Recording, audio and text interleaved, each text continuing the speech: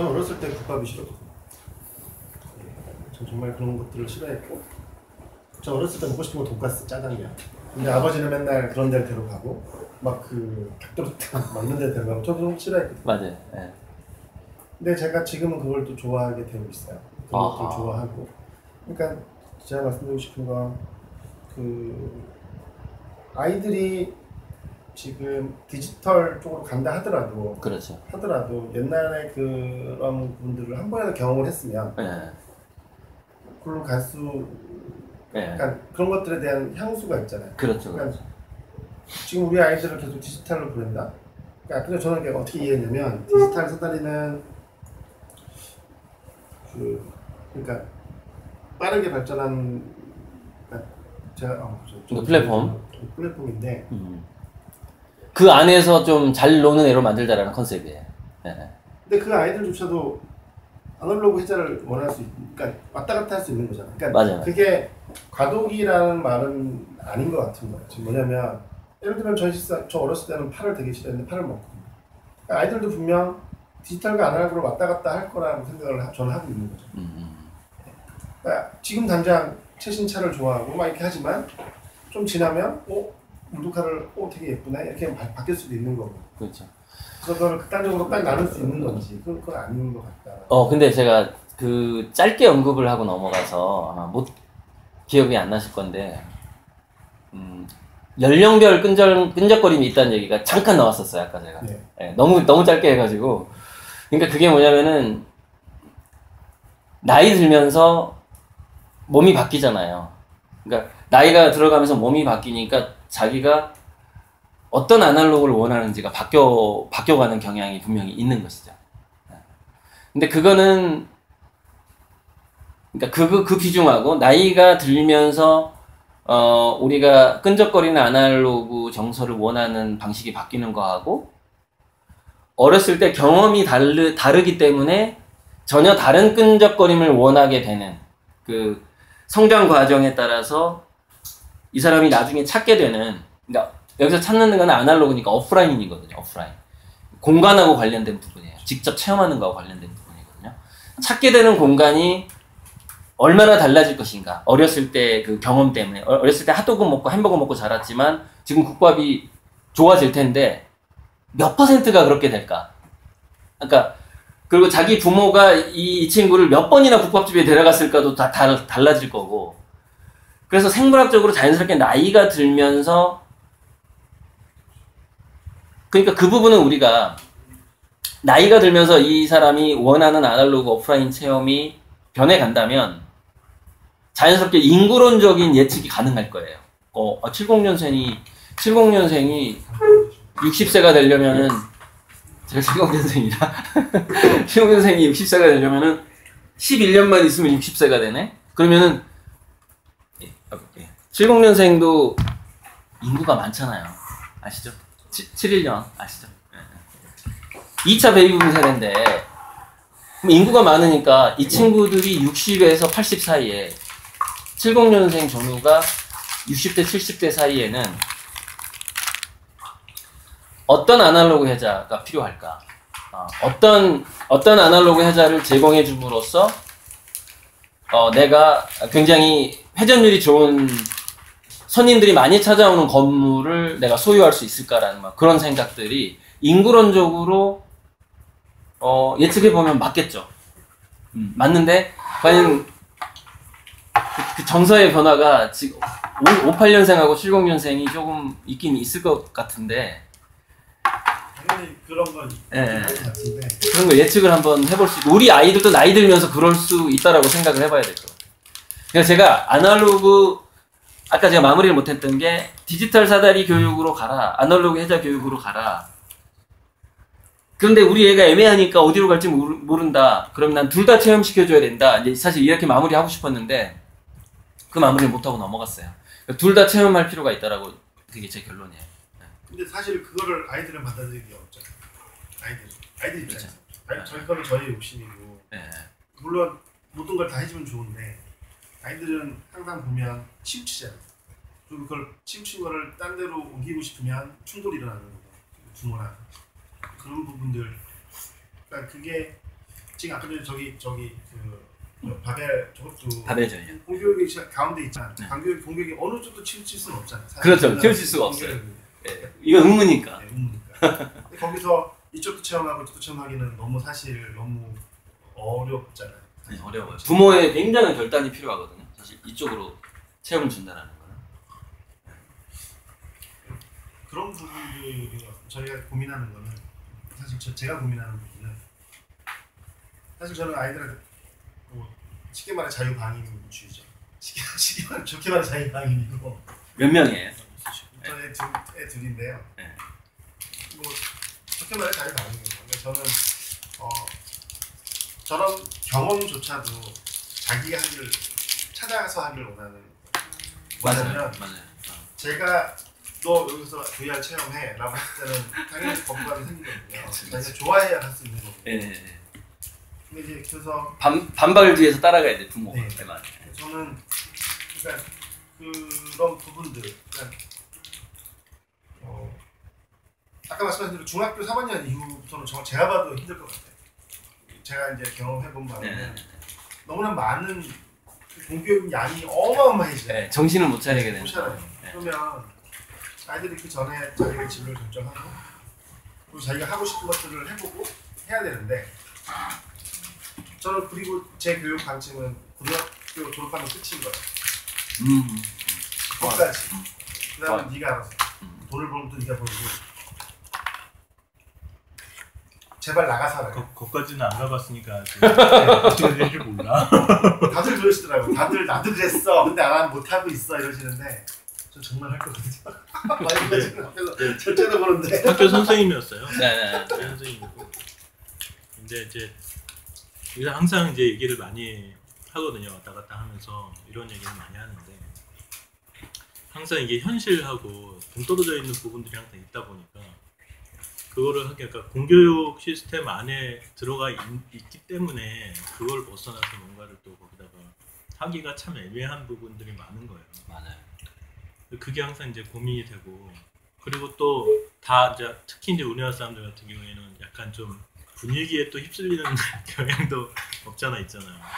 불안한 그런 것들이 부모들이 불안한 그런 느낌을 받는 경우도 크고 그래서 뭔가 이렇게 결단을 내리고 지속적으로 그러니까 잠깐 뭐 체험이라고 해서 뭐 잠깐 체험하고 말고 뭐 이렇게 해가지고는 효과도 없는 거잖아요. 거의. 사실 일주일 이상이 돼야 돼요. 체험은 일주일 이상. 그러니까 2박 3일. 그렇게 뭔가 장기간으로 네, 뭔가 장기간으로 애들한테 체험을 지속적으로 이 체험도 하고 저 체험도 하고 뭐 하기가 굉장히 우리나라에서는 좀 힘든 부분이 있는 거죠. 그러니까 그렇죠. 저도 예를 들어서 저 이제 초등학교 때 생각을 해보면 저는 뭐 초등학교 때부터 고등학교 졸업할 때까지 저는 운동신경이 없고 체육하고는 거리가 멀다고 생각했거든요. 왜냐하면 거의 하는 게 축구? 그런 거 밖에 없잖아요. 농구도 거의 없고 시설 자체가 없으니까 축구공 가지고 축구만 하는데 축구를 잘하는 사람도 있지만 축구를 못하는 공으로 그렇죠. 하는 걸 못하는 사람이 있는데 그런 사람들은 나는 운동을 못한다고 생각하는 거야. 사실은 사격을 굉장히 잘할 수도 있는 건데. 네, 세상에는 종목이 다르니까. 그렇죠. 세상에는 굉장히 많은 종류의 스포츠가 있어요. 그러니까. 그런데 우리나라 공교육에서는 애들한테 해줄 수 있는 게 없고 그거밖에 없고 축구 골대만 있고 운동장도 그걸로 장이 그냥 아닌 그걸로 위열반을 그냥 그렇죠. 나눠버리는 거야. 거기다가 부모가 쫓아다니면서 이렇게 저런 어떤 바벨 전략에 해당하는 양쪽의 경험들을 계속 뭔가 지속적으로 시켜줄 수 있는 사람들이 거의 바쁘고 또. 네, 바쁘기 때문에 하기 힘들단 말이에요. 그랬을 때 이제 생각은 있어도 학교 공교육에만 의지하고 거의 대부분의 이제 학생들이 간단 말이죠. 필요성은 이제 알지만 그래서 그 부분에 대한 어떤 현실적으로 접근하기 힘든 부분들이 있다 보니까 뭐 말씀대로 공교육이가 뭔가 이렇게 부모가 재력이 빠방해서 공교육은 그냥 왔다 갔다만 해. 졸업장만 따. 맞아. 네. 제가 그때 느끼는 게 제일 중요한 거. 네, 왔다 갔다만 하고 네. 저 돈입니다. 실제로 그 대기업 그다음에 준 대기업 뭐 이런 CEO들의 자녀들은요 그렇게 키우더라고요. 맞아요. 그냥 하고 그냥 운동해 운동. 그냥 그래가지고, 친구나 사겨 뭐 이 정도. 네, 예. 운동해요. 그래서 운동으로 대학까지 가더라고요. 해외에 있는 대학을 테니스만 쳐가지고 예. 테니스만 시키더라고. 어렸을 때부터 테니스만 시켜 그냥 주구장창. 그래서 테니스 그렇게 막 몇십 년 딱 하면 잘하잖아. 잘하니까 해외에 있는 대학에 들어가요. 그리고 졸업하면 일단 건강하니까 정신과 육체가 건강하잖아요. 졸업하면 물려받아. 와서 적응을 하는 거죠. 그렇죠, 물려받아. 아니 물려받던 거 아니면 딴 일을 해도 되고 재력이 있으니까. 근데 사실은 거의 대부분의 그런 상위 아까 말씀하신 1% 이내의 사람들을 제외하고는 그렇죠. 거의 그게 안 되다 보니까 그래서 이제 어떻게 돼? 그리고 우리나라 공교육 같은 경우는 만약에 10명이 있으면 한 명만 키우고 나머지는 다 바보가 되잖아요. 맞아. 저는 그런 느낌을 받았거든요. 학교 다닐 때. 저 이제 공부를 못했으니까 학교도 되게 늦게 들어가고. 사실 바보가 아닌데 바보를 만들어요. 그렇죠. 바보가 되는 거죠. 만드는 측면이 네. 아주 강해요. 강사님은 아이가 몇 살? 저는 이제 결혼 2번 해서 첫 번째 결혼해서 딸이 고1 미술학원 다니고 있고요. 두 번째 결혼해서 두 번째에서 이제 아들이 4살. 그래서 그러면 나이 차이가 많잖아요. 네네. 그러면 지금 좀 전에 이제 강의하실 때 말씀하셨던 이제 뭐 예를 들어서 교육을 시키는데 뭐 15년이 걸릴 것이고 의사를 만드는 그렇죠. 15년이 걸릴 것이고 그 경계선에 있는 아이 둘을 키우고 계신데 네. 차이를 두고 그 교육을 시키세요? 아니면 어떻게 하고 계세요? 그러니까 그게 이제 또 유전자의 힘도 있고 하니까 미술대학을 웬만한 데를 가면은요 되게 허드렛 일은 되게 많아요. 그러니까 큰 돈을 버는 이게 기업으로 취직할 일은 없는데 이래저래 막 생겼다가 사라지는 인테리어 회사도 많고요. 그래서 뭐 간판 회사도 있고요. 그래서 그냥 컴퓨터 좀 다루고 이렇게 디자인 좀 할 줄 아면은 자기만 맘만 먹으면 최저임금 그 직장은 끊임없이 이렇게 생겼다가 사라지고 그리고 또 젊은 애들은 그것이 3D로 바뀌면 또 금방 또 적응을 해요. 네, 적응을 하고 그래서 그 정도로 생존할 수 있겠다. 그냥 딸에 대해서는 그 정도로 생각을 해요. 그러니까 큰 욕심 안 부리고 그리고서 이제 기회 되면 만약에 순수 미술로 간다면 또 이제 제 작업이 들어가야죠. 얘 어떻게 또 작가로 키워야 되나 또 작업 들어가야 되고. 4살짜리 아이. 걔는 운동 쪽으로 지금 저는 보고 있어요. 심지어 저는 그 사격장이나 양궁장이 있는 데로 옆으로 이사를 갈까 이런 생각도 합니다. 재능이 있으신 거예요? 보이시는 거. 4살인데 벌써 그렇게 분별이 가능한가요? 판별이라기보다는 5살 이전에는 두뇌 자체가 모든 곳으로 갈 수 있는 가능성을 갖고 있거든요. 어디로 튕겨주느냐의 문제예요. 5살 이전에는. 5살 이전에요? 그것이 점점 픽스되기 시작하는 게 이제 10살 무렵에는 그동안에 체험이 쌓여버렸잖아요. 그 체험에 의해서 스포츠도 종목이 정해진다거나 이런 경우가 생기는데 그 이전에는 어떤 노출을 시켜주느냐에 따라서 그쪽으로 확 가요. 그것을 다루는 무슨 실험도 있고 그랬어요. 그래서 이제 제가 그러니까 그걸 해야 돼요. 제가 활 쓰고 제가 총을 쏴야 되는 걸 보여줘야 되는 거죠, 아들한테 이제. 부모가 집 옆에서 뭘 하고 있느냐. 네, 뭘 하고 있느냐. 애들이 되게 관심사가 그쪽으로 확 가더라고요. 근데 부모는 그런 걸 좋아하지 않는데 아이는 또 다른 거를 전혀 다른 거. 그러니까 저는 관심사가 아니고 그렇죠. 아이는 굉장히 관심이 있어요. 그래서 제가 모르고 얘는 너무 좋아하고 이럴 경우는 지금 그럼 되게 힘들더라고. 그게 지금 그거를 서포트한다는 자체가 아빠하고 안 맞아요? 그 아이하고 맞는 양친 중에서 맞는 사람은 없어요. 그쵸.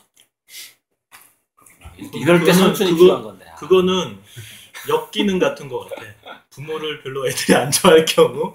그러니까 부모를 안 좋아한다기보다 부모의 어떤 했던 거는 부모가 사실 성향이 좀 비슷한 엄마 아빠 약간 네. 비슷한 성향인데 똑같은 성향으로 나오지 않고 전혀 다른 성향의 아이가 나왔을 때 그렇죠. 네. 그러면 키우기 정말 힘들어요. 그 아이는 독특하잖아요. 제가 너무 보기에는 농담해. 독특한 거잖아요. 그렇죠. 근데 사실은 사회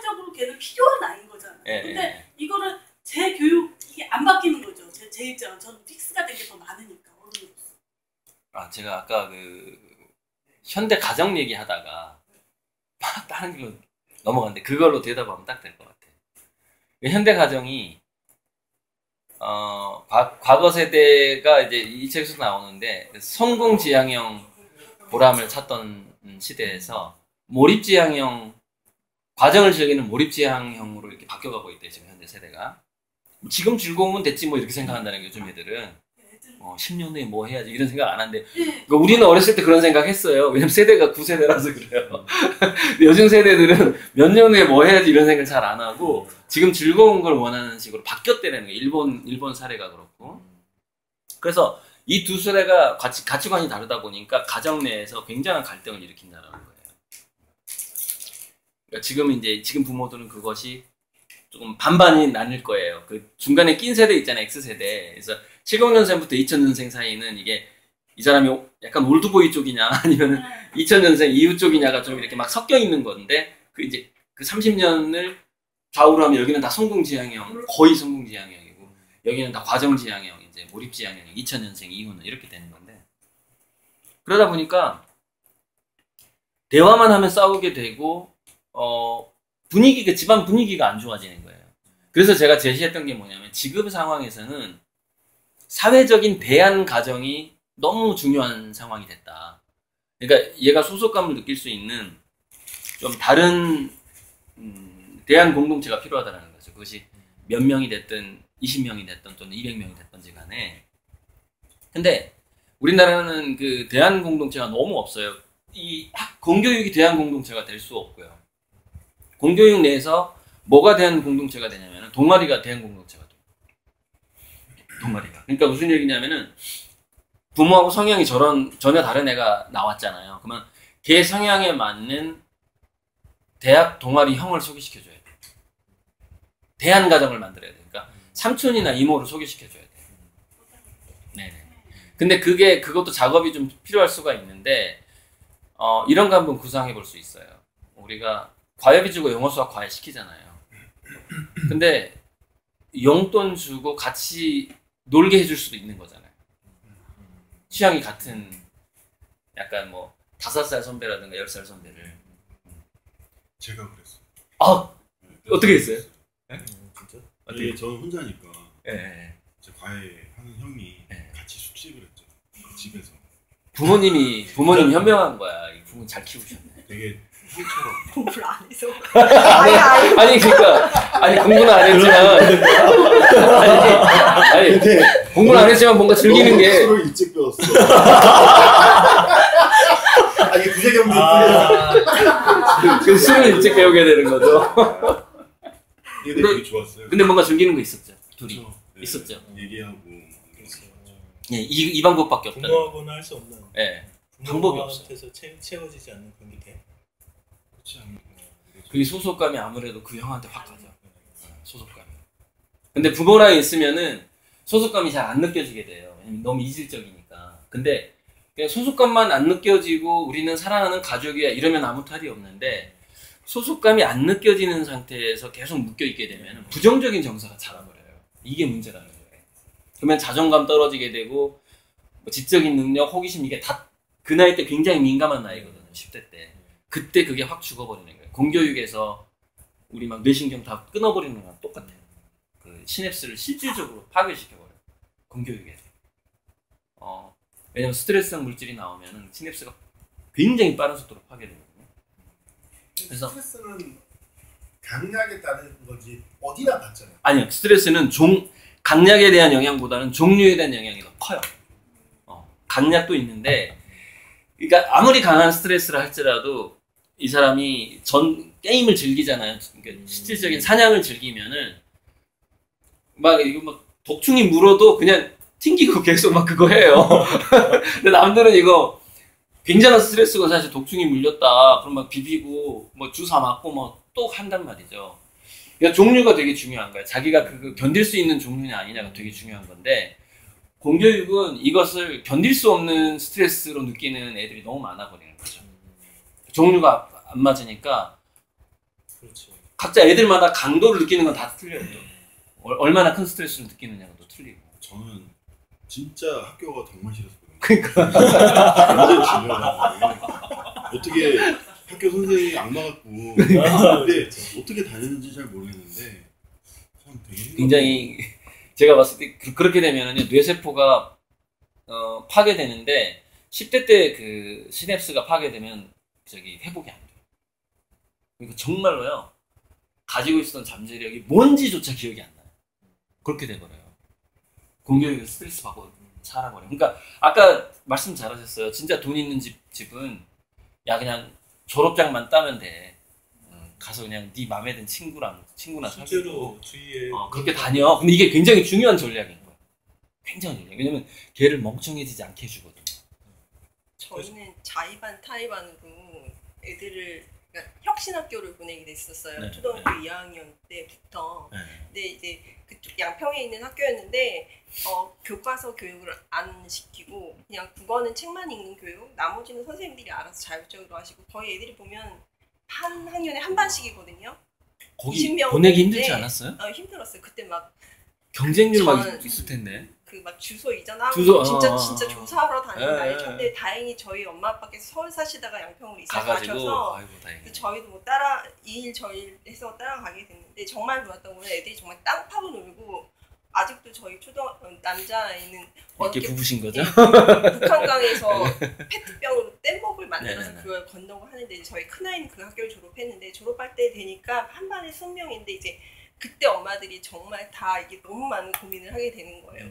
그때 결정난 게 부모의 경제력이 굉장히 크더라고요. 그렇죠. 그러니까 대안 교육을 계속 하고 싶지만 현실적으로 이런 제도 안에 살면서 공교육을 시켜야 되는 입장에서 이도저도 아닌 저희처럼 어중간한 입장들은 선택을 해야 되는 거예요. 그러면은 맞아요. 그렇게 놀던 아이들이 일반 다시 들어가야 공교육으로 되는 가는 애들이 한 반, 10명 정도? 나머지 반은 그 혁신학교 중에서 대안학교 중에 되게 유명한 학교에 티오를 막 넣어요. 근데 이화학교 같은 경우는 한 명 됐고 되기가 되게 힘들더라고요. 경쟁률이 심해가지고. 그리고 나머지는 아예 그 외국으로 보내버리는 거죠. 사람 그렇죠. 정말 운동을 초등학교 때부터 내내 야구만 시키고 예. 초등학교 내내 수영만 시키고 그런 엄마들이 그렇죠. 있어요. 그런 애들은 외국 계열 학교로 예. 보내요. 예. 그러니까 반은 그 정도로 나가고 반은 이제 다시 공교육으로 들어가야 들어가게 되는 되면서 저도 초등학교 때는 시험도 안 보고 하니까 그냥 내비뒀어요. 근데 중학교 딱 들어가서 뭔가 성적이 나오게 되면서부터 생전 안 다니던 학원을 들어가게 된 거예요. 근데 이제 애가 죄송하지만 머리 잠깐만 치면 제가 이거 사실은 우리 대한민국을 위해서 유튜브에 올리고 있는데 네. 지금 이 내용 들어가도 돼요? 상관없어요. 상관없어요? 많은 일이 왜냐면 점점 좀 약간 사생활이 나오기 시작하니까 좀 불안해가지고 괜찮아요? 그 정도 선에서만 얘기해 네, 주세요. 네, 네. 예. 그러니까 이제 저도 지금 되게 고민스러운 거예요. 네. 그렇게 놔두다가 막상 이제 얘가 중학교 들어가고 만약에 고등학교를 또 저희 남편이랑 제가 또 미술 전공을 했고 디자인 전공인데 주변 사람들 모르는 사람들은 그런 얘기를 해요. 예고 보내려면 성적이 되게 좋아야 돼요. 지금은. 예고 엄청 힘들어요. 근데 저희 아이는 공부를 좋아하지 않는 아이기 때문에 얘가 벌써부터 어떤 고생을 해야 되는지 제 눈에는 환한 거예요. 근데 그렇죠. 약간 철이 없으니까 가고 싶다는 생각을 하는데 지금 얘가 나오는 성적으로는 아무리 제가 실기를 도와줘도 어림도 없거든요.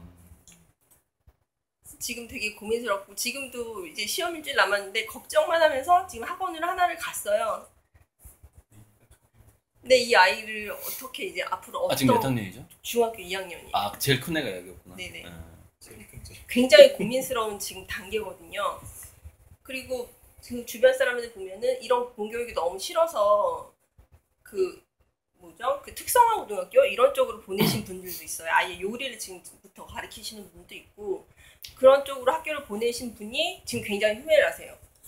우리는 그런 좋은 의도를 가지고 원래 이런 경우에는 예를 들어 뭐 우리가 예중부터 시작한 사람들 있잖아요. 네. 초등학교 때 국제중 예중 때문에 막 교장 선생님까지 달려 들어가지고 막 과외시키고 그래요. 어떤 학교는 그 몇 명 보내려고 거기 현수막 붙이려고 학교 초등학교. 근데 지금 현재 준비가 안 되는 상황이잖아요. 얘 고까지는 안 되죠. 그러면 일단 네 대를 꿈꿔야 되는 상황이잖아요. 중이니까. 네. 근데 그런 경우에는 한번 이제 뭐든지 좀 도박이 좀 필요한데 포트폴리오형으로 가는 게 좋겠다는 생각이 들어요. 그러니까 무슨 얘기냐면은 앞으로 5년 남았잖아요. 고3 때까지. 근데 5년 동안 얘가 5,000개 작품을 해놓은 거예요. 예를 들어서. 공부는 별로 못했지만. 5,000개의 포트폴리오가 있는 거예요. 그 중에 뭐 예를 들어서 한 10,000개 정도 했는데 그 중에 절반을 걸러내서 살짝 양질의 어떤 그 보여줄 만한 파일이 있는데 그게 고3으로서는 상상할 수 없는, 그러니까 고3 하면 우리 입시미술학원에서 하는 그림 아시죠? 그런 거 말고 진짜 얘한테 나오는 그 어떤 디자인, 이런 건축 디자인이 됐든 순수 회화가 됐든 뭐가 됐든 간에 그냥 기존 교육에 오염되지 않은 작품들 있죠. 그게 한 5,000개 정도 쌓이잖아요. 그러면 그때는 왜 그리고서 영어만 좀 시키세요. 왜냐면 혹시 한국 대학 못 갈 수도 있으니까. 그러면은 저희는 그것도 염두에 두고 있어요. 예, 그러니까 뭐냐면 내가 포트폴리오용으로 가라는 게 훨씬 유리해요. 왜냐면은 부모가 코칭이 가능하잖아요. 그렇지. 그러네. 살짝. 그럼 작품이 굉장히 좋아진단 말이에요. 그러네. 그러니까 이제 상황에 따라 틀린 거예요. 이게 뭐냐, 부모가 미술을 전혀 모른다 그러면은 학원을 보니 그때부터 이제 계산이 더 복잡해지는데, 여기 전략은 포트폴리오 전략으로 가게 되면은 그때 때마침 예를 들어서 국민대, 홍대, 서울대 쪽에서 TO가 생길 수가 있어요. 그러니까 뭐냐면은 10대 작가 전형이 생길 수가 있어요. 10대 작가 전형. 저는 생길 거라고 봐요. 도박인데 5년 내에 생길까 안 생길까 도박이에요. 도박인데 만약에 5년 내에 안 생기면은 이미 해외 대학은 그런 아이를 뽑는 데는 많아요. 그때 이제 엄마 아빠 땅 팔아야지 뭐. 이제 저기 양평에 있는 땅 팔아서 엄마 아빠 한번 해보자. 그래서 보내보자.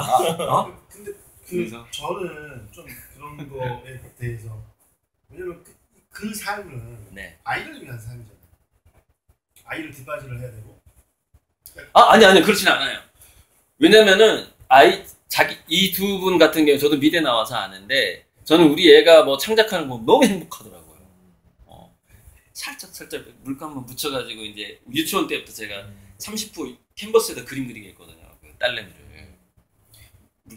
물감 묻히면 난리 나잖아요. 손이 거시기 하니까 막 쓰러지고 이러잖아요. 묻혀주는 것만 제가 해주고 지워주는 것까지 해주는 거예요. 창작을 하면 너무 재밌는 거예요. 그게 그 모습을 보는 것 자체가. 부모도 즐거움을 느끼는. 예, 같이 즐겁다라는 거죠. 그건 왜냐면 동종이니까 그게 가능해요. 그럼 거기까지는 그럴 수 있는데. 네네. 양평 땅을 팔아서 아이를 대하는 저는 그게 해외. 저는 뭐냐면 예를 들자면 아니 근데 아니 장학금을 받을 수도 있어요. 그러니까 아마 뭐냐면 anyway. 너무 극단적인 아니, 말씀을 그게 아니라 해주셔가지고. 그러니까 제가 부모님이 주신 돈으로 대학교를 나왔고 대학원을 졸업하고 이렇게 해봤어요. 아 그래요. 간절함이 없어요. 그러니까 다 그렇진 않겠지만 간절함이 없더라고요. 유복해 보여요. 굉장히. 근데 뭐냐면 아까 전에 고등학교까지라고 얘기했던 이유는, 고등학교 졸업하면 그 아이는 성인이잖아요. 성인이면 그 아이의 미래를 자기가 설계를 할 줄 알아요. 그러니까 부모가 설계를 해준다고 해서 따라오진 않겠지만 제가 요구하는 대로 아이가 전 따라가는 것을 원하지 않거든요. 왜냐면 그 아이는 그 아이의 독립체니까. 그리고 사실 좀 제가 저희 아이들한테 어떤 그런 부분, 계속 제가 이런 마음을 먹고 있으니까 우리 아이들한테 어떤 그런 유대감이 와이프가 말하는 것처럼 떨어질지 모르겠지만, 저는 얘네들은 얘네의 독립체인 거예요. 그리고 저는 저와 저희 와이프, 저희 가정이지만 그 안에서도 저희와 아이들의 관계는, 왜냐면 이 아이들은 어차피 결혼하면 떠날 아이들이니까, 결혼하고 자기만 뭐냐면 제가 계속 이 아이에 대해서 막 집중을 하게 되면 나중에 제가 야, 너 내가 너 이렇게 줬잖아 하고 할 것 같은 거야. 근데 일정 부분은 이끌어줘야 되는 게 부모 입장이야. 의무? 그게 고등학교. 그게 고등학교. 그게 지금 중이니까 제가 5년 동안 잘 해달라는 저는 얘기를 하고 중이거든요. 있어요. 그러니까 그게 그거 같아. 아이가 만약에 그걸 해가지고 행복하잖아요. 그럼 미술을 준비하는데 막 되게 행복해. 그렇지. 대학을 가고 안 가고를 떠나서 그 그렇지. 과정 자체가 되게 네. 좋단 말이야. 그러면 그 대학을 갈 때 스스로 뭔가 이렇게 결정을 하고 대학을 가든 아니면 어디를 뭘 하든 이렇게 할 거라면 자연스럽게. 그 나이 때. 그렇죠. 그 나이 때. 그러니까 뭐 부모가 뭐 시키고 안 시키고 이거를 떠나서, 그래서 그게 뭔가 거기서 그거를 행위를 하는데 즐거움 즐거우냐 안 즐거우냐. 예, 그게 그게 굉장히 되게 중요해요. 중요할 것 같아요. 제가 제 강의에서 하는 것도 제 이런 얘기까지 하거든요. 심지어 나중에 입시하고 입사하고 할 때 예를 들어서 지금 외국에서 그 사원을 뽑을 때 그 페이스북 뒷조사를 다 한대요. 예전엔 그거를 조사하는 대신 해주는 사람이 따로 있었대요. 그러니까 얘가 페이스북 가입할 때부터 지금까지 친구가 누구고 어떤 댓글을 달았고 어떤 성향을 갖고 있고 우리 회사랑 맞고 안 맞고를 다 하는데 그거 하는 게 불법이기 때문에 했다는 얘기는 못 한대요. 했다는 얘기는 못 하는데 그러니까 갑자기 어떤 경우가 생기냐면 내가 스펙이 완벽한데 왜 떨어졌지 이런 경우가 생긴다는 거예요. 그렇죠. 근데 얘가 뒷조사를 당한 거예요. 그게. 예. 한 번 노출된 적이 있어요. 한 번 옛날에 그러니까 언론에 나온 적이 있어요. 페이스북 그 뒷조사한 게 노출돼가지고. 근데 그러니까 뭐냐면은 기업들은 그것을 앞으로 인공지능화 시켜요. 지금 이미 인공지능화 돼 있을 거예요 아마. 그게. 그러니까는 노출되어 있는 걸 인공지능화 시켜가지고 사실인지 아닌지 알게 하는데 무슨 얘기냐면 여기서 포트폴리오를 5,000개를 준비했다고 쳐 여기 중학교 2학년 자녀가. 그럼 반드시 뭐가 있어야 되냐면은 창작 과정을 유튜브에 올려야 돼요.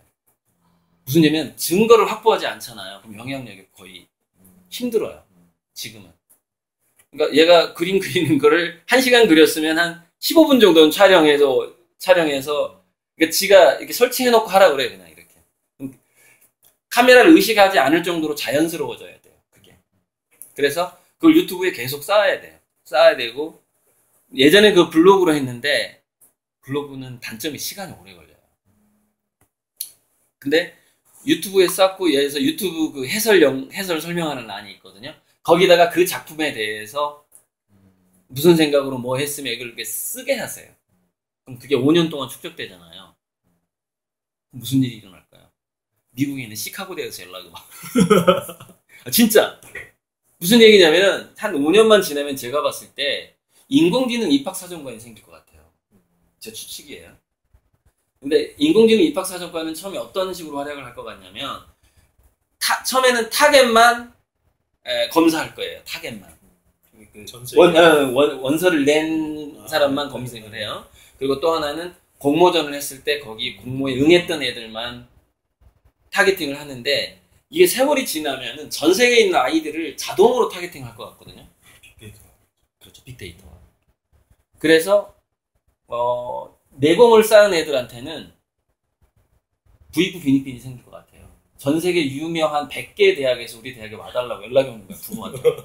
100개 대학에서. 장학금 다 주겠다고. 그럼 가능성 뭐라고요? 장학금만 주세요? 그러니까 지금 땅 팔으니까. 그래서 이게 땅 안 팔아도 되는 거죠. 그래서 이게 제가 특히 초등학교 학부모들한테 꼭 얘기하는데 미래 입시 제도를 지금 입시 제도랑 절대 비교하면 안 된다고 제가 얘기하는 거예요. 그러니까 지금까지 입시 제도의 속도감이 이런 곡선으로 변했다면 지금 현재 초등학생들의 그 입시와 입사의 속도감은 이렇게 바뀔 거라는 거죠. 곡선이. 지금 예측이 불가능한 어떤 전형들이 막 생겨날 가능성이 지금 막 춘추 전국시대에 막 3,000가지 있고 다시 막 정신 늘리자 막 이러고 있는데 지금 잠깐 헤매고 있는 거고요. 이게 확 저는 바뀔 거라고 계속 보고 있거든요. 입학사정관제로 가신다고 보시는 거예요? 저희가? 입학사정관제로 가되 철저한 실제 검증을 하게 될 거라고 느낌이 와요.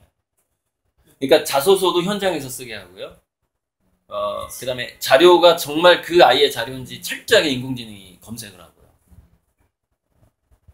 그리고 문장 검색을 하면 얘가 어떤 책을 읽었고 자기 부모가 어떤 사람이냐까지 막 다 나오거든요. 지금 이제 인공지능이 표절 때문에 많이 발달돼 있어요. 몇 퍼센트 표절했는지 그거를 찾아내기 위해서 입사 같은 데서도 그러니까 궁극적으로는요 두뇌를 검사하게 되는데 제가 무슨 얘기를 하려고 이 얘기가 나왔냐면 아까 그 얘기 때문에 나온 거예요. 걔가 5년 동안 그림 창작하는 과정이 즐겁다면 그 고3 됐을 때 뭔가 자기 길을 찾겠지 그렇게 말씀하셨잖아요. 그런데 그 5년 동안 얘가 즐거웠는지 안 즐거웠는지를 인공지능이 간파하게 돼요. 그러니까 얘가 여기까지 올 때까지 부모가 리드했던 건지 자기가 리드했던 건지 자기주도성 두뇌인지 아닌지를 두뇌가 감별당하는 시대가 올 것 같거든요. 그건 아마 10년 내에 올 것 같아요. 그러니까 그래서 제가 지금 초등학생 그 엄마들한테 그렇게 얘기하는 거예요. 뭐냐면은 만들려고 하지 말아라. 만들었는지 지가 이끌어갔는지 나중에 그냥 두뇌를 찍어버리면 아는 시대가 온다. 분명히 온다. 도입될 거다 그거.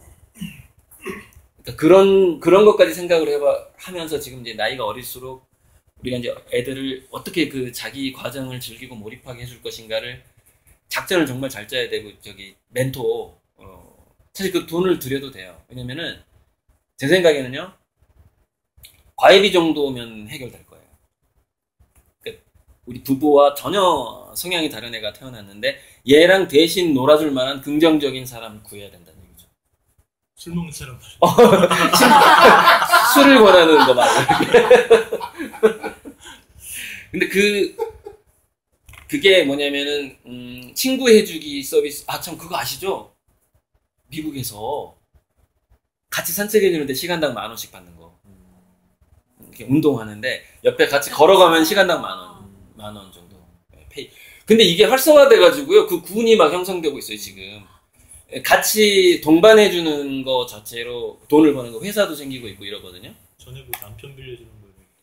남편 해주는 대신에 남편이 집안일을 해주는. 네, 그러니까 집안에 그 좀 남자가 할 수밖에 없는 일을 와서 핸디맨이라고 그러죠. 핸디맨 서비스가 비슷한 건데, 그러니까 그런 거를 한번 먼저 열어보세요. 그 세계를 자기 자식을 위해서 그 사람을 찾고 우리는 과외를 해주길 원하지 않는다. 당신이 즐기는 걸 같이 즐겨주길 원할 뿐이다라고 붙여주는데 대신 당신이 우리 애가 시간을 뺏을 확률도 높고 또는 뭔가 코칭해줘야 되는 시간이 있는데 거기에 대해서는 우리가 보상을 해주고 싶다라고 과외는 아니지만 그런 걸 개척하다 보면은 되게 웃긴 게 그 친구가 그런 회사의 CEO가 돼요 또 나중에 이건 니즈가 좀 있네 이거 한번 해볼까 그 친구가 그리고 그 사람이 굉장히 뭔가 관심사 그렇죠. 심오한 지식이 있고 경험이 좀 있고 그렇죠. 이런 사람이어야 되잖아요. 그러니까 대학 동아리에서 한 명 찾는 게 전 좋다고 보거든요. 근데 해당 동아리. 중요한 거는 그 사람의 인성적인 부분 동반이 돼야 되는 거잖아요. 관상을 봐야죠. 도박. 근데 그거는 어떻게 같이 놀아보게 하지 않고 어떻게 알아요? 주위에서 한번 유심히 찾아봐야 그러니까 주변에서 찾아야 된다는 소리인데 사실 근데 만나고 와이프 맨날 가서 소박다 그래요. 저 정도면 굉장히 양호한 남편인 거예요. 인상은 전부 나쁜 남자들을 지금 경험을 안 해보신 거야. 인상은 절대 전부가. 이게 이제 애들이 뭔가 이제 커가지고 누군가에게 평가를 받게 되는 것도 사실 중요하겠는데 저는 그냥 평가 받는 것보다 애들이 뭔가를 할 때 그냥 재밌었으면 좋겠거든요.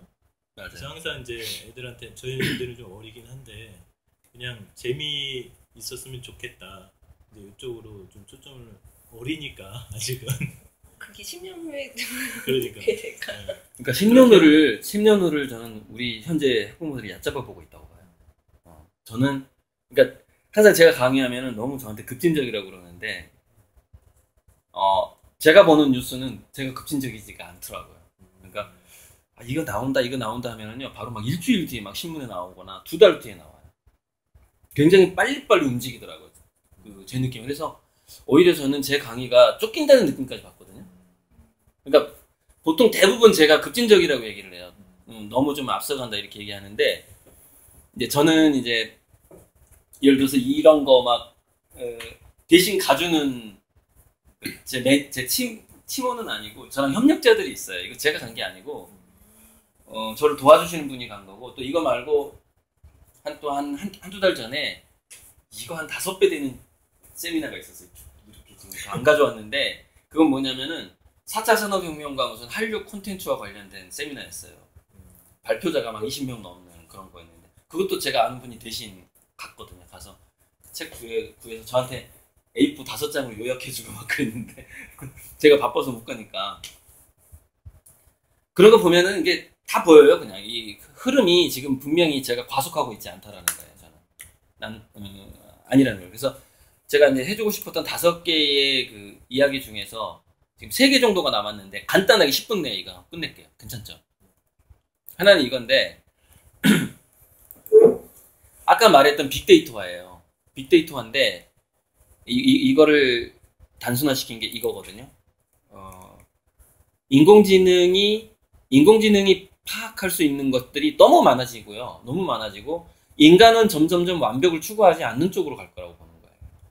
그러니까 인공지능이 계속해서 완벽해지는 거예요. 근데 인간은 불가능하다.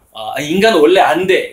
우린 포기할 거야. 이쪽이 오히려 더 많아지게 되거든요. 근데 인간은 원래 완벽하지 않아. 나 일단 그냥 나 즐거운 거 할래. 지금 이런 쪽으로 가게 되면은 뭐가 무력화가 되냐면 아까 그 공교육 방식의 교육이 무력화돼 버려요. 요게 여기서 이쪽으로 가는 경향이 생겨요. 나 즐기는 거 할 거야 뭐 없지 그랬더니 미리 즐기고 있는 놈들이 있는 거야 이쪽에. 이해하시겠죠? 그러니까 그 인공지능이 발달할수록 인간들은 경향이 자기 개발을 포기해버리는 경향이 생겨요. 워낙에 막 다 대신해 주니까. 근데 자기 개발을 포기하는데 마치 그 27살 때 암에 걸려서 목수가 된 사람이 있는데 원래는 자기는 그런 게 아니었는데 곧 죽을 건데 뭐 내가 좋아하는 게 가장 뭐지? 그러다가 이제 그렇게 뭔가 목수 쪽으로 돌아간 사람인데 지금 60대인데 아주 신나게 잘 살고 있대요. 안 아픈 거, 몸이 안 아파. 지가 좋아하는 거 몸이 안 아파. 근데 인간의 그 두뇌의 본능은 두뇌 쪽으로 다시 잠깐 넘어가 보면은 인간 두뇌의 본능은 뭐냐면요.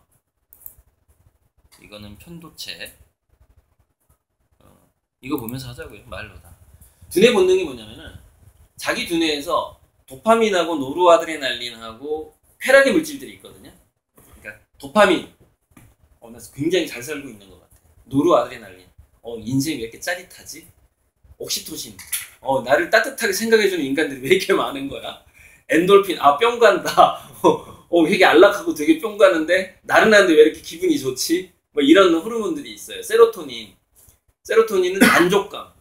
내가 지금 굉장히 잘 나가고 있는 상태야. 그러니까 성취감하고 만족감이 좀 틀리거든요. 성취했어 그럼 도파민인데 세로토닌은 뭐냐면 평상적 만족감이에요. 그래서 그걸 행복감이라고 표현하는 거예요. 나 이 정도면 굉장히 잘 살고 있는 이런 느낌이거든요. 두뇌가 이 5가지 느낌에 대한 본능이 강력해요. 절대 포기하지 않아요. 그래서 이걸 제가 아까 아날로그적 끈적거림이라고 한 거예요. 정서는 정서 물질이 있는데 두뇌는 정서 물질 절대 포기하지 않아요. 그런데 아까 셀리그만의 이게 오른쪽 이게 좀 키울게요 이제 몇 개 안 남았으니까 맞죠? 잘못했다. 쏘리. 지금부터 해야 되는데 이렇게 하면 돼요. 슬라이드 쇼. 뭐 눌러야 되지? 있다. 현대 슬라이드부터. 오케이. 커졌죠? 오케이.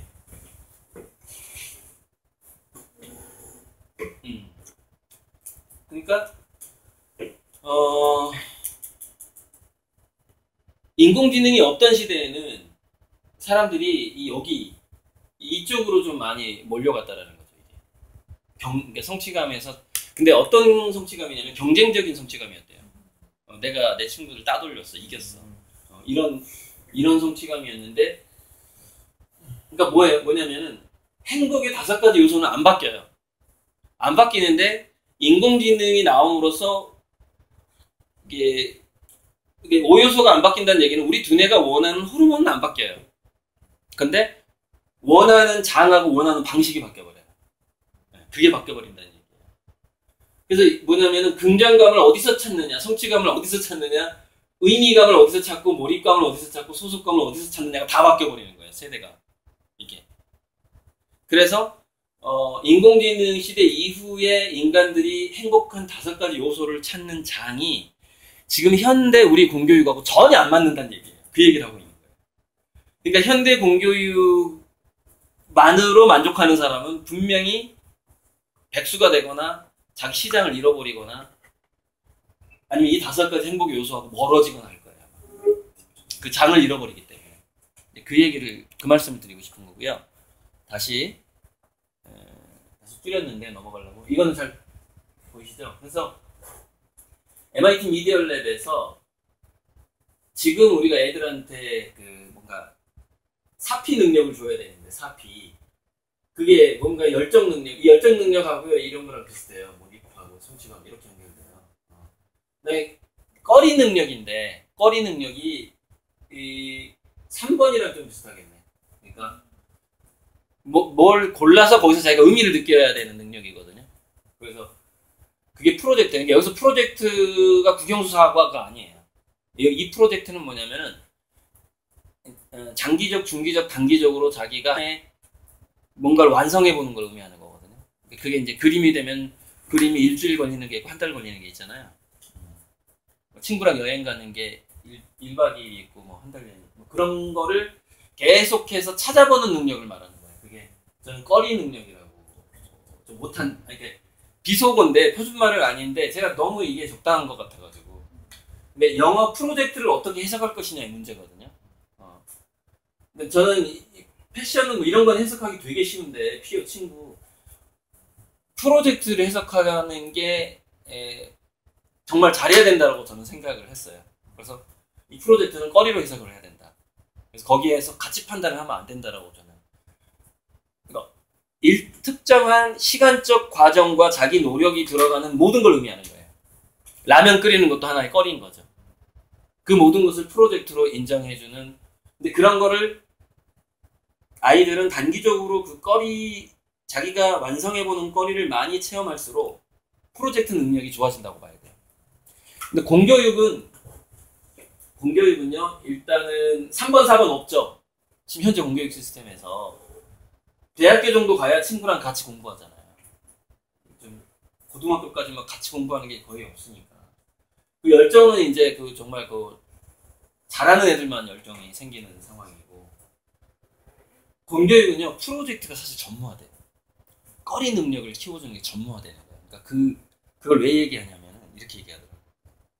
수학 공부하면은 아이들이 어디서 이 꺼리 능력을 잃어버리냐면, 중학교 수학 문제집을 사러 갔는데 어느 날 고등학교 문제집을 보게 된대요. 그래서 고등학교 가면 이거 풀어야 되는 거야? 그걸 느끼는 순간 이건 끝나지 않는 싸움이다라는 걸 느끼는 거예요. 이건 끝나지 않는 싸움이다. 이건 완결되지 않는다. 영어를 사러 갔는데 뭐 대학 교재 영어 원서가 있는데 딱 보니까 그냥 지금 내가 보는 책은 좀 알겠는데 여기 보니까 아무것도 모르겠는 거예요. 예를 들어서 그러면은 영원성을 느껴버린다. 거기서 영원성. 그럼 애들이 프로젝트 능력이 확 죽어버리는 거예요. 그러니까 우리가 눈높이 교육이 성취감이나 뭐 열정 같은 거는 키워줄 가능성이 조금은 있거든요.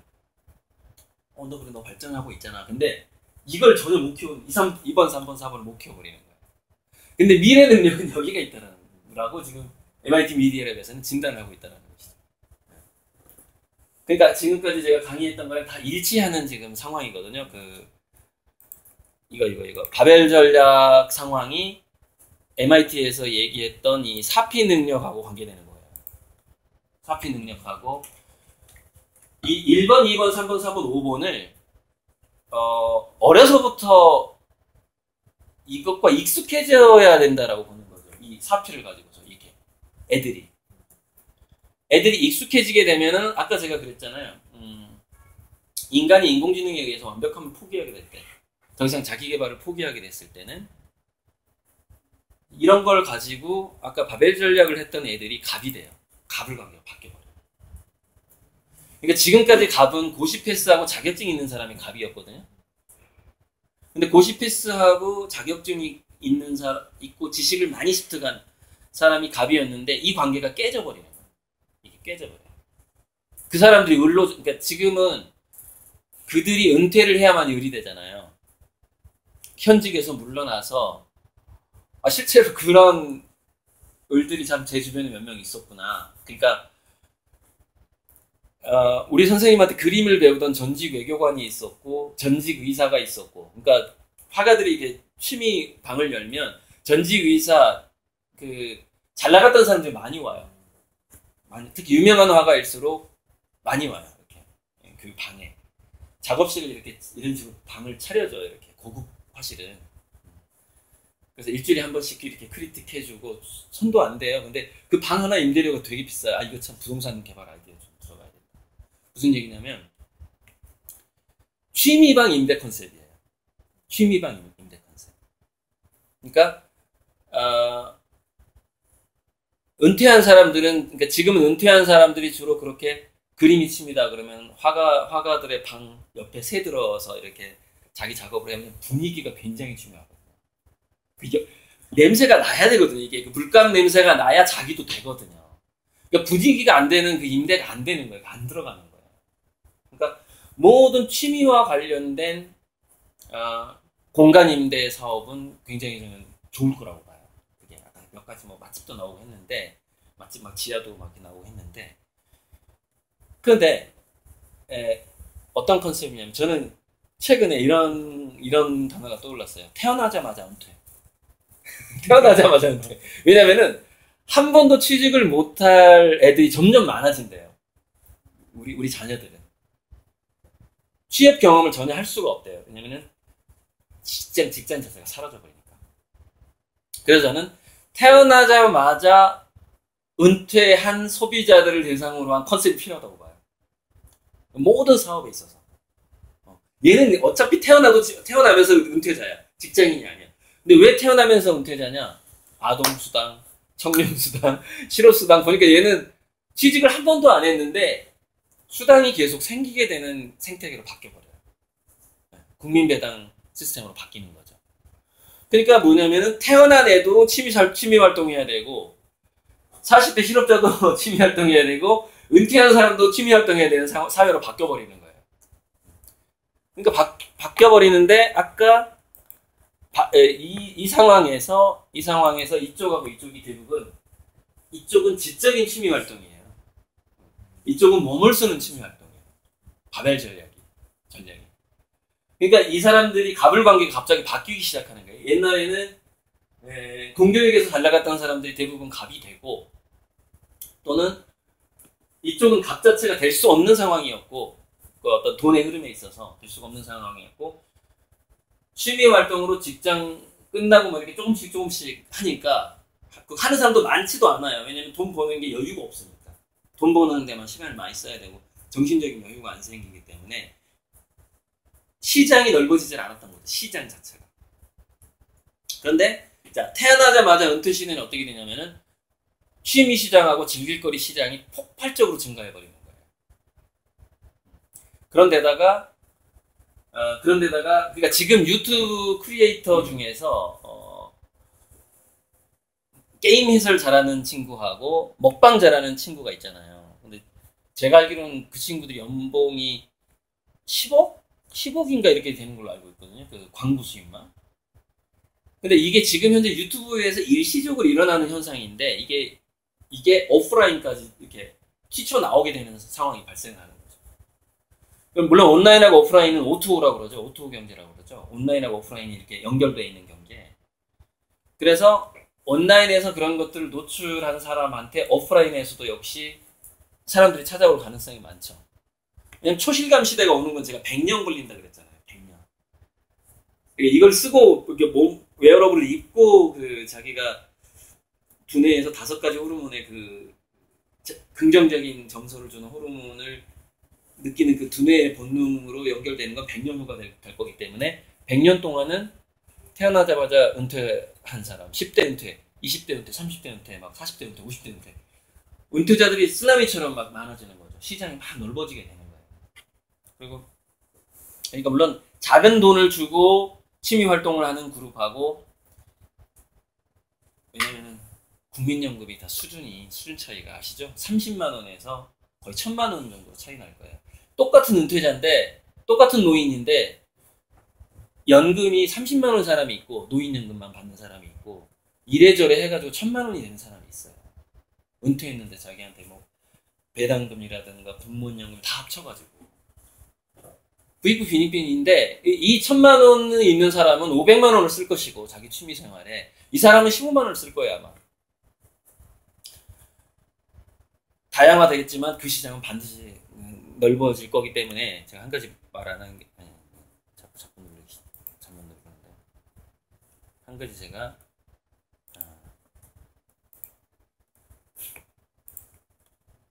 빼놓은 게 이거예요. 이거 설명하고 또 질의응답하고 배고프신 분부터 이제 가기. 저는 강의하면 배는 안 고파요. 한동안 잊어버려요. 모든 걸 잊어버리니까 감각이 없어 배에. 이게 다시 자녀교육으로 들어가는 거예요. 제가 16세까지 해놨잖아요. 16세까지 키워가지고 이건 제가 유튜브에서 이미 강의를 많이 했어요.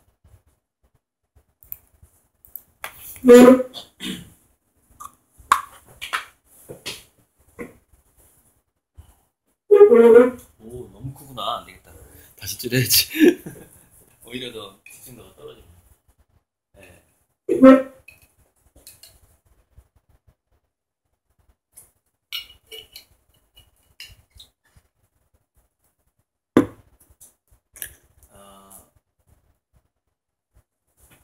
유튜브에 많이 있어요. 이거 해설한 게. 그래서 핵심만 딱 얘기할게요.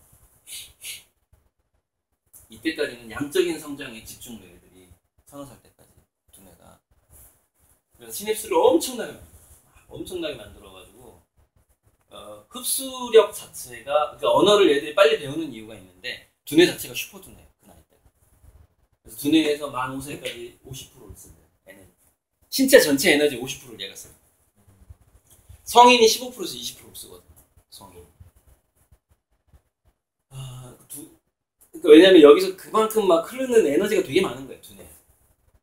근데 그 많았던 시냅스가 만 3세 이후부터 이렇게 에너지가 이렇게 줄어들기 시작해서 한 20세경에 성인의 2배를 써요. 두뇌에서 쓰는 그 산소와 포도당을 연소시키는 어떤 비율이나 양이 20세 정도가 성인의 2배 정도. 우리는 이제 10대 때 기억은 몸이 하는 거라서 아마 까먹었을 수도 있어요. 그때 우리 막 두뇌가 막 돌아가던 걸 지금 아마 잊어버렸을 거예요. 근데 그렇게 되는데, 가지치기가 10살부터 들어간다는 거예요. 가지치기가. 이 가지치기가 뭐냐면, 10살 때 아이들이 하는 게 뭐냐면은 그 이전의 경험으로 자기 진로를 설정하고자 하는 욕구가 생겨요.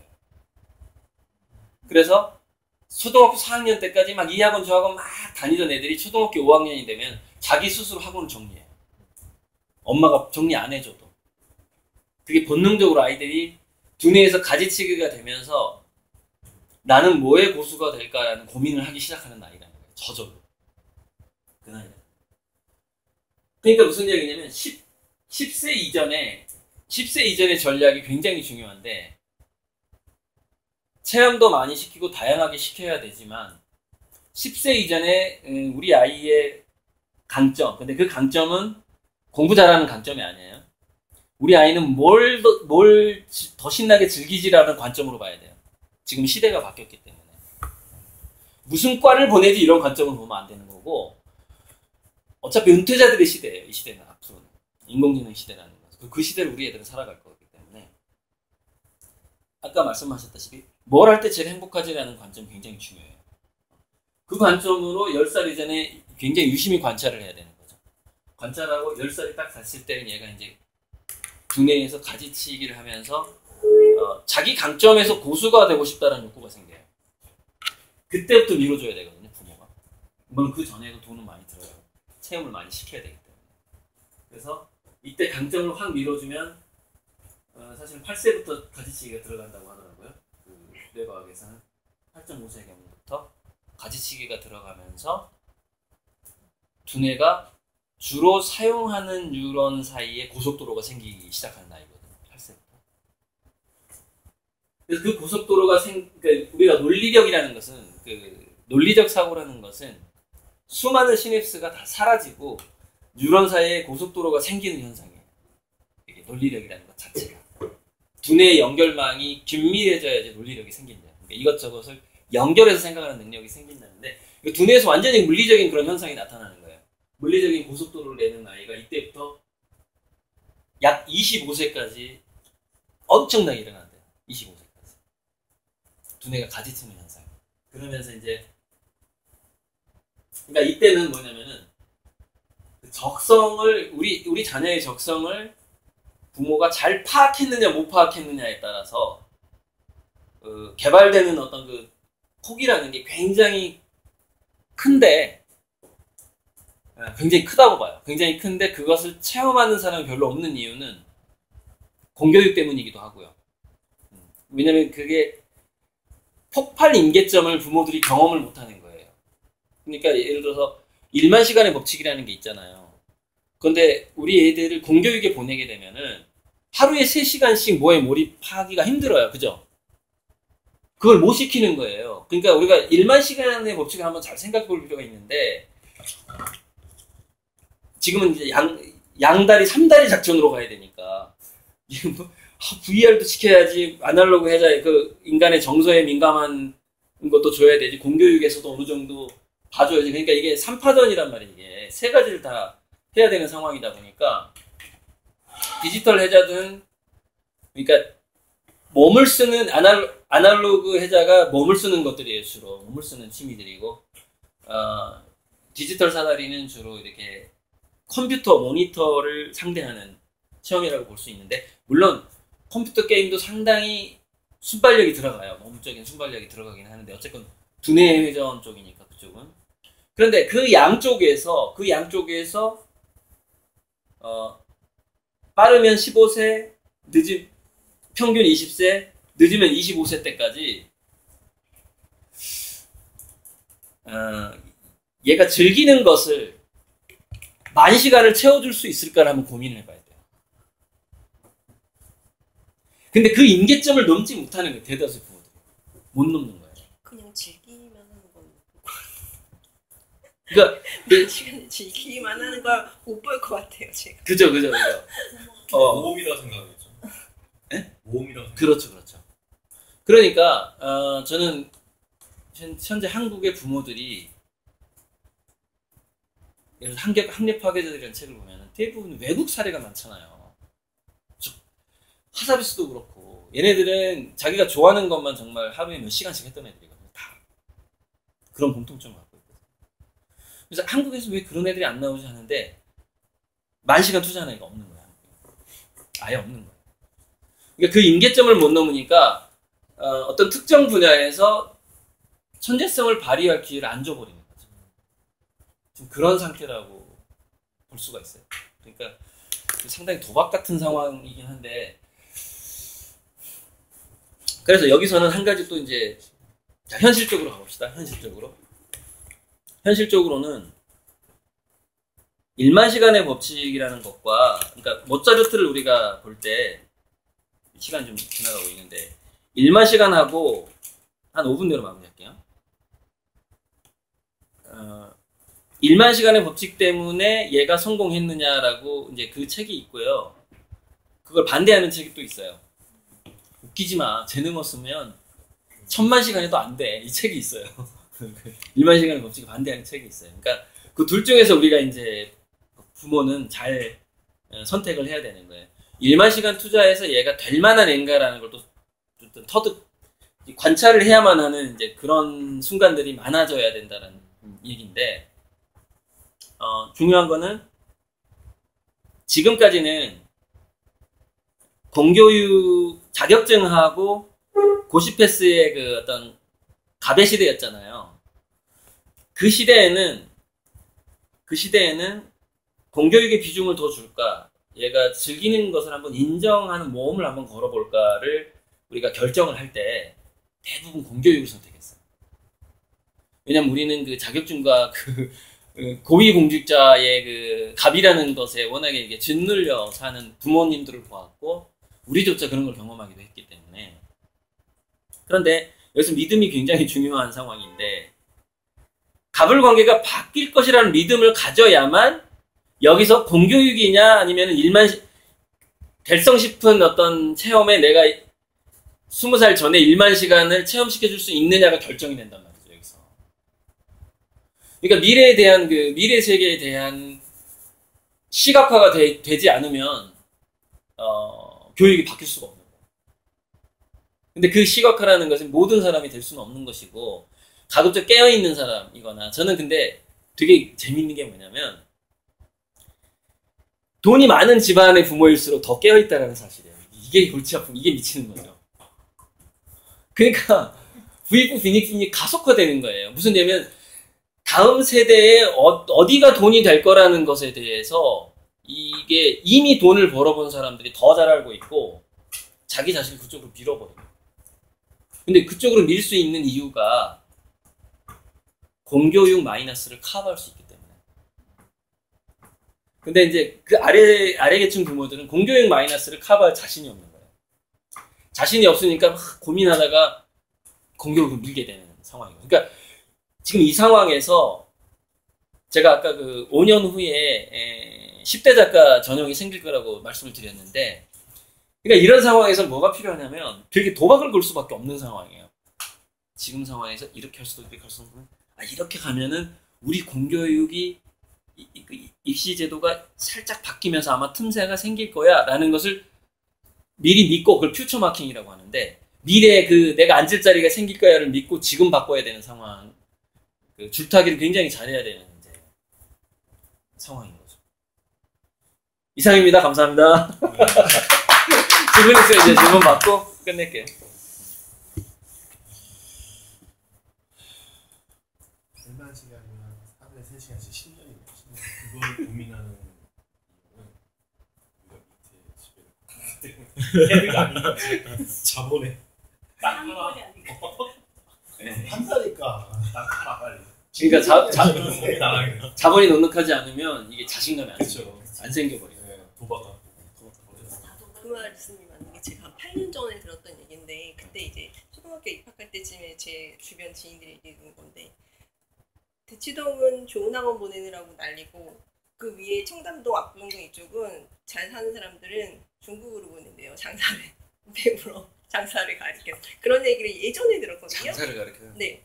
그때부터 중국 쪽으로 눈을 돌리는 부모들이 있다고 그러더라고요. 미리 보고 있었다는 얘기네. 그 정제를. 그죠? 그러니까 있는 사람들이 더 그게 빠르다는 네, 게 빨라요. 맞긴 맞는 것 같아요. 네. 지금은 그게 이제 남편 친구도 그렇고 주변에 조심스럽게 들리는 말이 대학을 보내야 되냐 이런 말이 요새는 좀 나와요. 제 주변에서도. 그리고 이제는 대치동이나 이런 쪽에서 내려가지고 분당 이쪽까지도 학원을 안 보내는 분들이 많대요. 그냥 외국으로 바로 보내려는 생각을 하는 사람들이 정말 많다고 하더라고요. 근데 어쨌건 상위 1% 0.1%가 아닌 상황에서는 아이의 두뇌의 슈퍼 두뇌의 상태 20살 이전, 그러니까 25세는 좀 이제 저무는 두뇌라서 20세 이전에 두뇌 상태일 때 우리가 확실하게 좀 도박을 걸어보는 게 그게 좀 희망이라고 저는 생각을 하거든요. 그거 말고는 그러니까 제 PPT 자료 중에 있는데 제가 못 보여드렸는데 뇌자본 시대가 온다는 얘기가 와요. 그러니까 뇌본 시대라고 그래요. 뇌본 시대. 자본 시대에서 뇌본 시대로 간다는 유행어가 있어요. 그러니까 뇌본 시대를 준비하는 수밖에 없는데 그 뇌의 잠재력에 있어서 몰입 5가지 행복 호르몬이 지속되는 상태의 몰입감을 20살 이전에 1만 시간 이상 체험하게 해주는 것 자체가 굉장한 자본이 되는 시대가 되는 거죠. 그 뇌본이죠. 건강한 두뇌 엔진을 만든다고 제가 표현을 하거든요.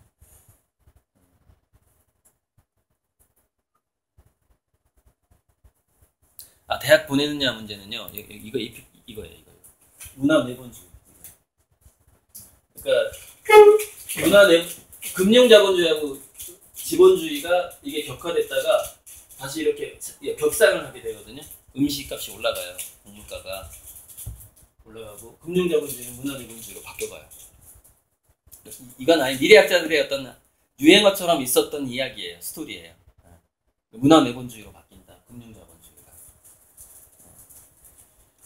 대학 보내는 문제는요. 그 문제예요. 그것도 1만 시간의 법칙으로 생각을 해보시면 돼요. 무슨 얘기냐면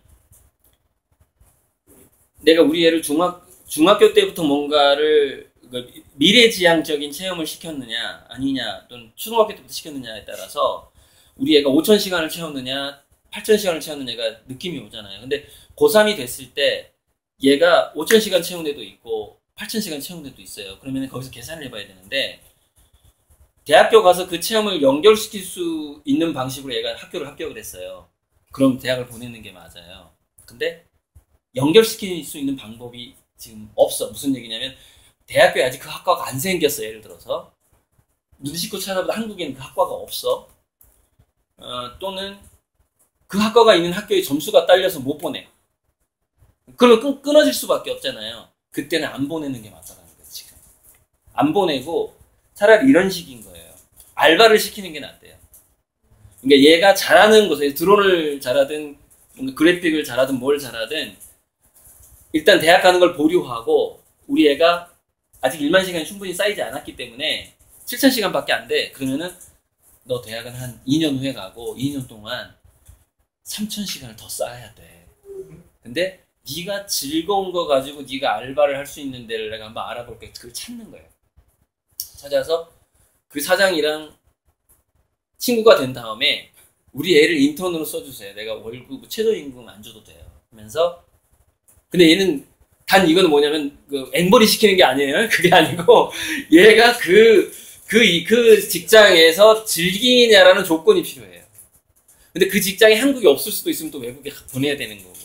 그러니까 지금 우리가 대학 진학을 시켜야 되느냐 말아야 되느냐는 얘가 고수가 되는 시간인 1만 시간의 지속성이 담보가 되느냐 안 되느냐로 결정해주는 그런 시대가 왔다라는 것이죠. 이게 명문대 시대가 아니라. 지금 저희 때도 그렇고 지금까지도 봤을 때는 대학교를 못 가는 거에 대해서 부모도 그렇고 애들도 그렇고 못 견디는 거예요. 그거 자체를. 내가 그걸 대학교를 못 가면 낙오자가 되는 거야. 우리 때는 더 강했잖아. 지금은 근데 지금도 그런다고 보거든. 지금도 그렇잖아요. 대학교를 못 가면 그리고 또 좋은 학교 좋은 과를 못 가면 내가 낙오자가 되는 거야. 비교 우위가 딱 생겨버리고. 그래서 사실 그렇게 하면 굉장히 이상적이고 좋긴 한데요. 맞아요. 두 사람 다 그걸 받아들일 수 있어야 되잖아. 아이도 부모도. 아이도 부모도 그래 대학교 안 가도 다른 길이 있을 수 있고 네가 행복감을 느낄 수 있다라고 생각하면 되는데 그걸 못 받아들이는. 근데 보세요. 정답. 애가 못 받아들일 확률이 높아요. 부모가 못 받아들일 확률이 높아요. 근데 애도 그래요. 왜냐하면 그 분위기에 애들이 평생이라 해봐야 뭐 18년 동안 이렇게 있는 건데 거기에 있다 보니까 저도 막 대학교 막 몇 번 떨어지고 난 다음에 막 정말 막 펑펑 울었거든요. 미치겠는 거야 아주. 그래서 그거를 애들도 느끼고 그러니까 차라리 그냥 지방대라도 가라 해가지고 지방대 막 말도 안 되는 이상한 과 이렇게 가가지고 다니고 이런 애들도 있고 막 이러잖아요. 맞아요. 근데 그런 시대는 아니죠 지금은. 예, 지금 아직까지 그런 시대 말씀드렸잖아요. 그렇게 하고 또 근데 앞으로는 어떻게 될지 모르겠는데. 아니 지금 회사에서 일반 기업들은 밑에 젊은 아이들이 없다고 난리예요. 아니 지원 안 한다. 왔다 가면 그냥 나간다. 애들이 못 버틴다 이거죠. 그런데 지금 제가 제가 학교에 있을 때 첫 제자 아이가 26이거든요. 제가 이제 저한테 와서 선생님 저 건축 쪽 일을 좀 해보고 싶으니까 얘는 대학 안 나왔어요. 공고를 나왔어요. 공고를 졸업하고 공고를 전기과를 나왔는데 전기 자격증이 있죠. 얘가 뭐 딴 거 막 이렇게 대학 이제 걔가 삼성에 취업을 했었어요. 삼성 이제 하청업체였겠지만 학교에서 성적이 좀 좋았는지 삼성 약간 그쪽 업체죠. 이렇게 막 만드는 그쪽 갔다가 내가 이제 집안 사정상 그 지방에 거의 있잖아요. 그러니까 애가 이제 못 버티고 나가서 방황을 좀 했더라고요. 내가 뭘 해야 되나. 뭐 막 이렇게 고민하다가 군대 갔다 정신 차린 거예요. 군대 갔다 와서 이제 저도 거의 매년 찾아왔거든요. 1년에 한 번씩 찾아오니까 5월달 되면 찾아오니까 얘기하다가 야 선생님 요즘에 건축한다 이렇게 얘기하면서 애들 이제 보게 된 거죠. 그리고 또 걔 아버님이 또 건설 현장에서 일하시던 분이셨어요. 근데 근데 얘가 지금 이제 건축을 하고 싶다고 해서 제가 이제 막 그때는 이제 막 그 건설회사 막 연락을 했죠. 제가 아는 건설회사한테. 돌아온 답이 다 뭐냐면 대학을 안 나왔다. 일을 안 시켜준다는 지금 현재도. 대학을 안. 그러니까 없어요. 젊은 애가 없어요.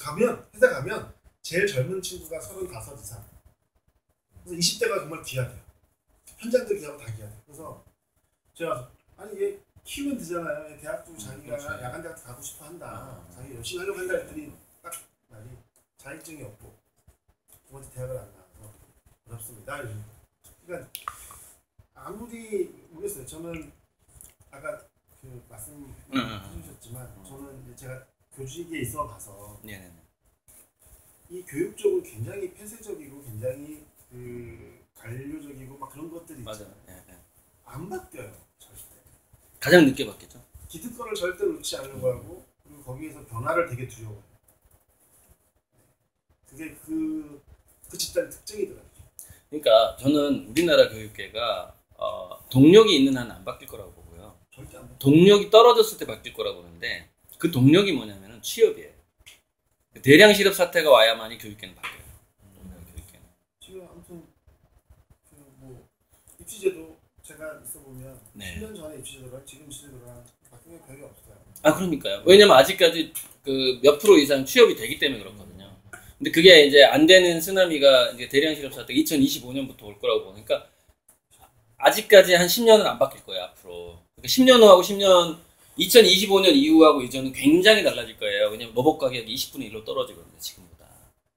그러니까 자동화 속도가 지금의 뭐 10배 이상 될 수도 있어요. 그 시점이 되면은 그때 공교육이 바뀌게 되거든요. 그러니까 지금 이제 무슨 얘기를 하는 거냐면 확실히 바뀌는 건 10년 후가 될 것이라는 거예요. 왜냐면 2025년에 충격을 받고 2, 3년 후에 바뀌겠지. 그쵸? 충격을 하고, 그러니까 2028년이 되는 거죠. 그러니까 지금 나이대로 봤을 때 준비하는 방식이 달라지게 되는 거죠.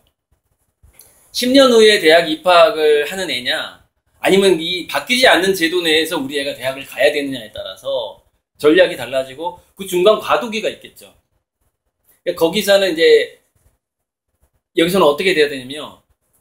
개별 상담을 해야 돼요. 왜? 과도기에는 개별 상담이에요. 케이스 바이 케이스야. 케이스 바이 케이스. 뭐 어느 대학을 뭐 할래. 이건 완전히 개별 상담도 한참 동안 해야지 뭔가 답이 나오고 또 그 아이의 얼굴을 보면서 얘기해야 되는 그런 상황이 되는 거예요. 제가 여기 자녀들은 꼭 해드릴게요. 무료로. 저희 아예 전 다 무료로 해요. 내가 봤을 때 제일 좋아. 아니 하지 마. 제일 좋아. 그냥 냅두면 돼. 네. 100일이면은 진짜 좋은 게 세상 흘러가는 거 룰루랄라 쳐다보면서 이렇게 키우면 돼. 왜냐면 부러워요. 모든 갈등이 다 끝나고 애는 잘할 거니까. 갈등 다 끝나버려요. 애기들은 여유가 있는지 바둑이라 너무 왜 너무 힘든 거야 바둑이라. 이것도 저것도 아니고. 그럼 뭐 그만큼 부담이 적으신데. 선생님은 괜찮은데 여기 지금 갑자기 막 달려들고 이러고 있어요.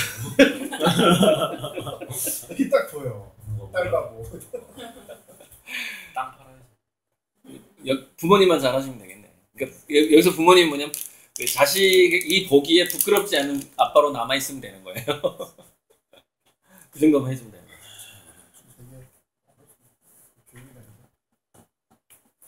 참. 그래서 네. 2시간 가지고 해결될 수 없는 주제라서 그래도 많은 도움이 됐습니다. 다음 그래요. 감사합니다. 다음에도 혹시 다음에도 저희가 네네. 부탁을 좀 드리면 좀 그래요. 다음에 이제 질문지를 좀 먼저 주시면, 그러니까 이 질문에 대해서 대답을 듣고 싶다. 그러면 제가 거기에 대해서 스터디를 1시간씩 하고 올 거 아니에요. 이 질문에는 1시간 공부하고, 이 질문에 1시간 공부하고, 그러면 이렇게 중구난방으로 안 하게 되죠. 1번은 이럴 것 같고, 2번은 이럴 것 같고, 이렇게 질문지를 놓고서 한번 해보죠. 좀 준비가 미흡해서 아니, 이게 첫 강이니까, 처음 만남이니까, 근데 정말 멋있는 건축물이 많네요. 야, 어마어마한 이 사업 공간인데. 진짜 저거 다 짓는 것들이에요, 지금 밖에. 전혀 상관없는데. 여기 지금 설계 사무실하고 같이 이미 지나간 과거의 과거에 했던 프로젝트들 것들 때문에 네네. 멋집니다. 좀 약간 그런 측면도 있다고 그러더라고요. 이제 일본에서 벌어진 일인데 건축물의 실용성 가치에서 미적인 가치의 어떤 그 편향도 생길 거다라고 보고요. 편향. 지금 우리는 뭐 그런 개념 아직 없는데 그게 이제 미적인 거지. 경제 논리잖아요. 네. 미적으로 뭘 하려면 무조건 돈이거든요. 많이 이제 들어가요. 네. 자본이니까. 저희 나라 보면 건축물들은 거의 대부분 수익형 네. 건축이잖아요. 그렇죠. 수익. 임대 잘 하기 좋고. 그러니까 거의 대부분 같은 건물들이 많아서. 아 그리고 저는요 소형 건물이 안전하다고 봐요 앞으로. 아파트 마치 평수 큰 거 잘 안 나가는 것처럼 소형 건물하고 리모델링 쪽이 굉장히 발달할 것 같아요. 사이클이 이제 30년이라고 맞죠? 그거 있잖아요. 그 리모델링 중에서 제가 직접 해봤던 건데 조립식 건물을 외벽하고 내벽을 다 바꿔버린 거예요. 구조를. 그러니까 지붕이 이렇게 있잖아요. 지붕이 이렇게 있으면 리모델링 이렇게 쳐버려요. 이렇게 치면 옥상 되잖아요. 이 밑에 또 이렇게 쳐버려요. 그런 실내 공간을 굉장히 현대적으로 이런 보통 지붕이 아닌 거죠. 이제 다 쳐버리니까 외벽 치고 전기라는 게 옆에선 다 해버리니까 물론 돈이 더 들 수도 있는데 아무튼 근데 규모가 작으니까 그 큰 프로젝트는 아니니까 그런 것들 중심으로 좀 유행할 것 같다는 느낌을 갖고 있어요. 부동산 쪽으로. 아무튼 건축적으로는 많아질 것 같다.